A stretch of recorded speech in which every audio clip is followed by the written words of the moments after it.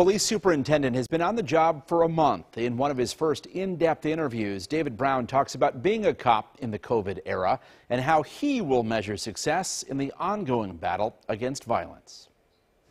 How y'all doing? You doing okay? Yeah, no. Hey, how you doing, Vaughn? Good to meet you.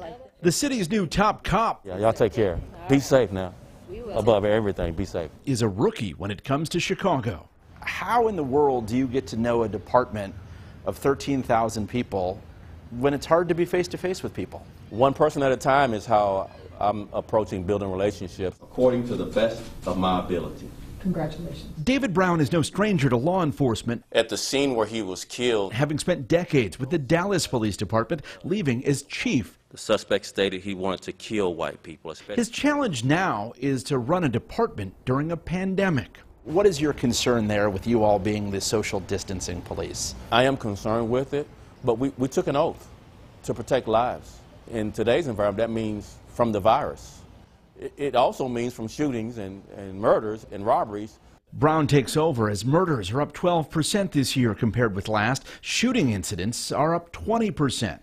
We don't see the police enough. A guiding principle, making officers more visible in the communities they serve. I like cops in uniform, in marked cars, and there's no secret that they're the police. I'm less inclined to specialize and be in plain clothes and unmarked or leased cars.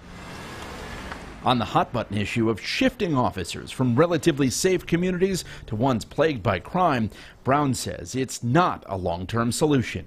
Taking from one area to another, I don't like that idea. Sometimes we're pushed in a corner when we have increased violence in the short term, but long term, we don't want to do that. Brown describes himself as a Southern gentleman who wants his officers to show the community more respect. He insists that will build trust in the wake of incidents like the Laquan McDonald shooting. But you and I know a lot of cops who will say, hey, they're not giving me respect. I'm not walking into situations that are primed for respect, love, and understanding. I get that, but everyone deserves a measure of respect, regardless of their criminality, socioeconomic demographic. Move back! Get back! Chicago's new superintendent comes to the job with a unique life experience. Evil, tragedy.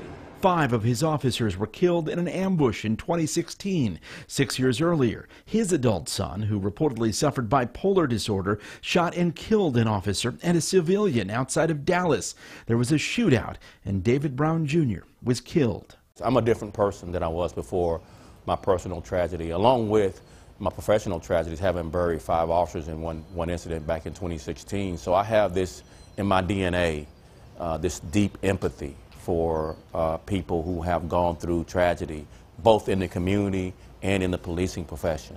It's equal. I don't make a distinction, nor do I feel the need to make a choice between one or the other. I appreciate people like both of you willing to do the job. Thank you. I asked Brown what success will look like at the end of his run as police superintendent. He said if there are historic lows in violent crimes and there is trust established with the community, it will be mission accomplished. It seems very personable, right, as he was talking to some of the officers and talking to you. He is, and he says transparency is his hallmark, and he plans to take that same approach with whether it's fellow police officers, community members, or activists. Okay. We'll be following.